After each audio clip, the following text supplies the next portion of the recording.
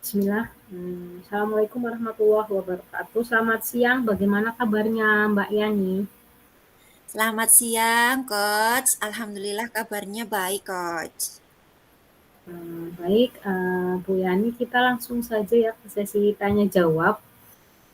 Sebelum kita mulai, bagaimana perasaan Ibu menjelang sesi coaching kali ini? Adakah hal khusus yang ingin Ibu sampaikan atau diskusikan atau fokuskan pada kesempatan kali ini? Iya, Coach. Saat ini tuh saya tuh lagi merasa bimbang sama merasa ada hal yang ingin saya capai gitu, Coach. Karena selama saya mengajar di kelas, ada siswa yang kurang bersemangat dan malu ketika maju di depan kelas, Coach.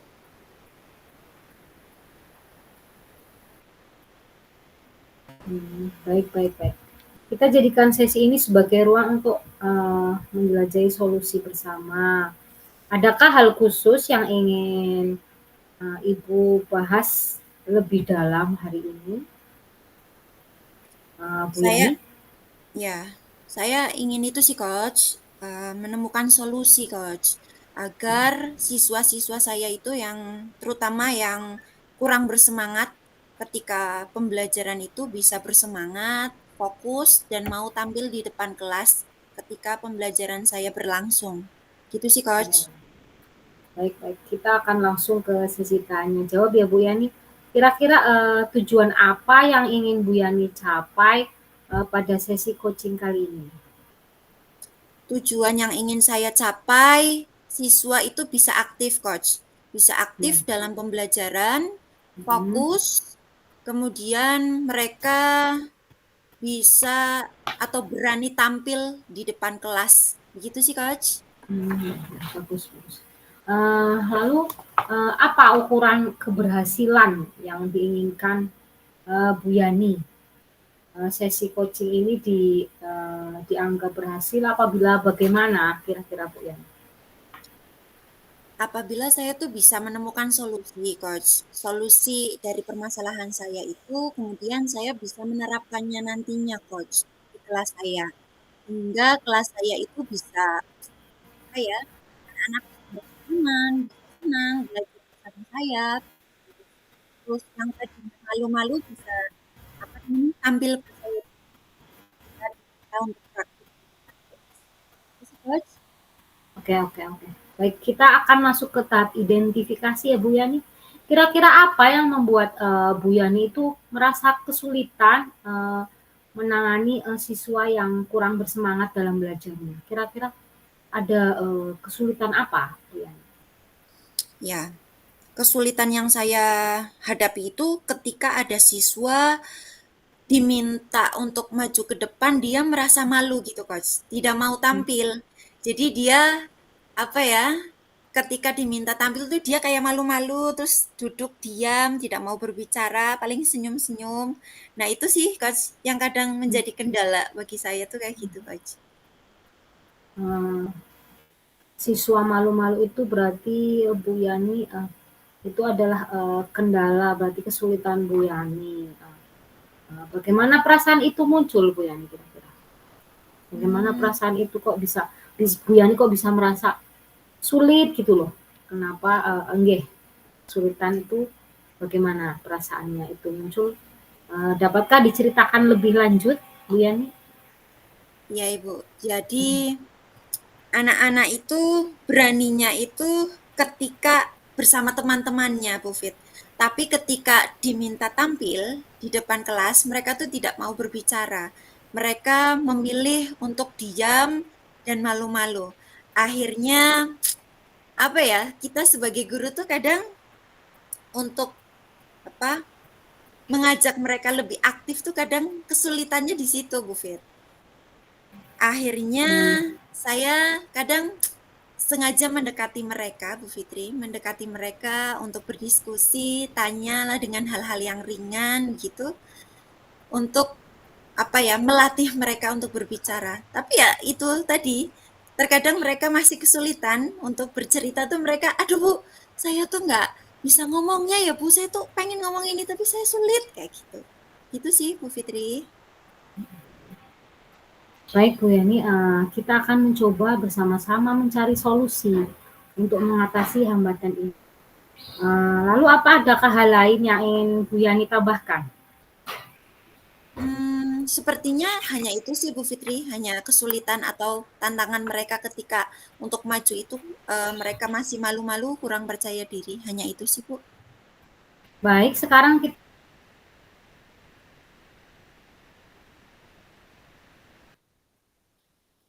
Bu Yani untuk mencapai tujuan yang ingin Mbak Yani capai.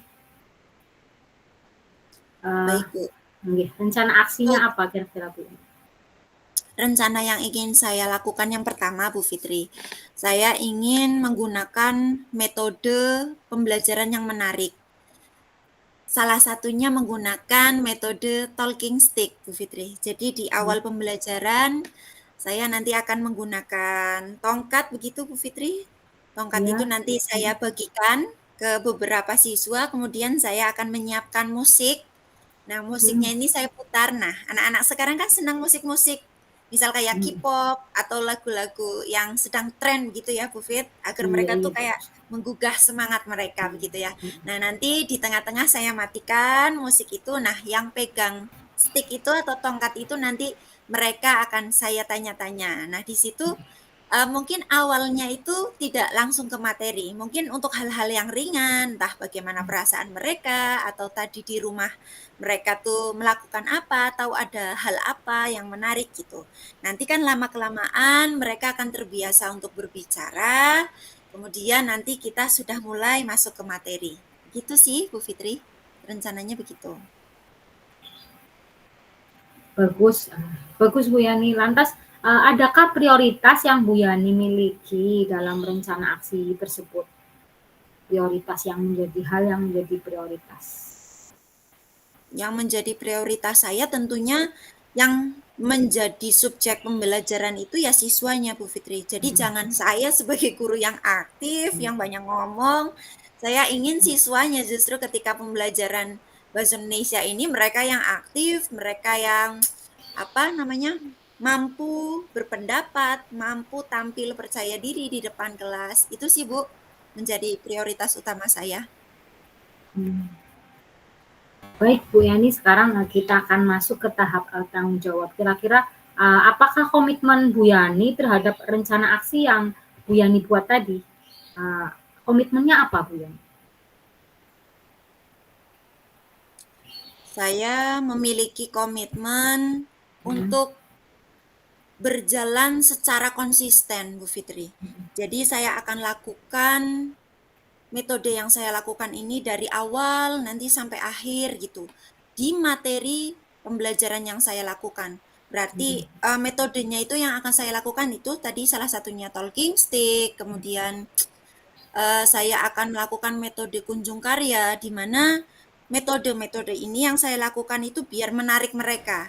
Menarik Oh, mereka, baik. mereka menjadi nyaman ketika mengikuti pembelajaran saya, mereka bisa Hmm. fokus.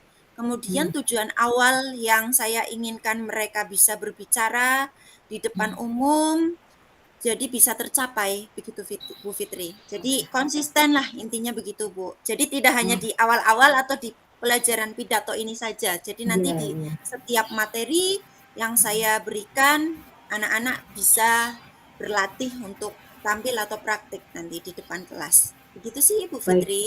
Baik Bu Yani, siapa kira-kira dan apa yang dapat membantu Bu Yani dalam rangka menjaga komitmen tersebut, komitmen tadi yang Bu Yani tetapkan? Tentunya banyak sekali Bu Fitri. Salah satunya itu rekan sejawat kita. Itu udah pasti. Kemudian kepala sekolah.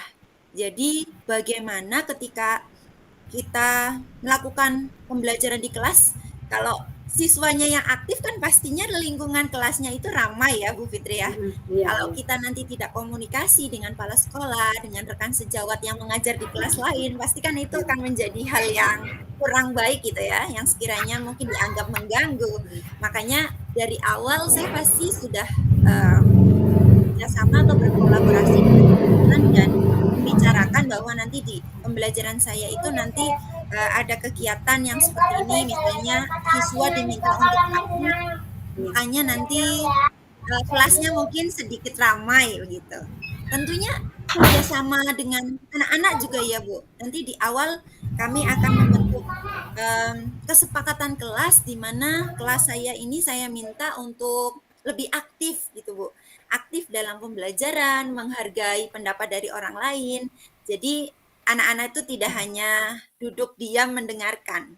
Gitu sih Bu Fitri, harapan saya.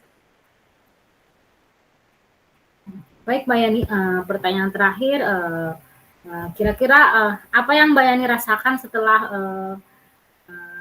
kita melakukan kegiatan coaching kali ini? Apa tindak lanjut dari kegiatan coaching ini? Yang pertama, Bu Fitri, saya untuk perasaan saya itu saya lega, Bu Fitri. Dari kegiatan sesi coaching ini, kita saling, apa namanya ya, Bu Fitri menguatkan gitu dari pernyataan saya, sehingga saya tuh kayak bersemangat gitu, Bu. Saya nanti untuk melakukan kegiatan di pembelajaran saya itu lebih bersemangat, terus atau berkomitmen lah, Bu, untuk konsisten Baik, melaksanakan rencana yang saya lakukan ini. baik, terima kasih Bu Yani ya atas kesempatan hari ini. Semoga di lain waktu kita bisa bertemu nanti di lain kesempatan. Saya ucapkan terima kasih sebanyak-banyaknya. Assalamualaikum warahmatullahi wabarakatuh. Waalaikumsalam warahmatullahi wabarakatuh. Terima kasih Bu Fitri. Sama-sama Bu Yani.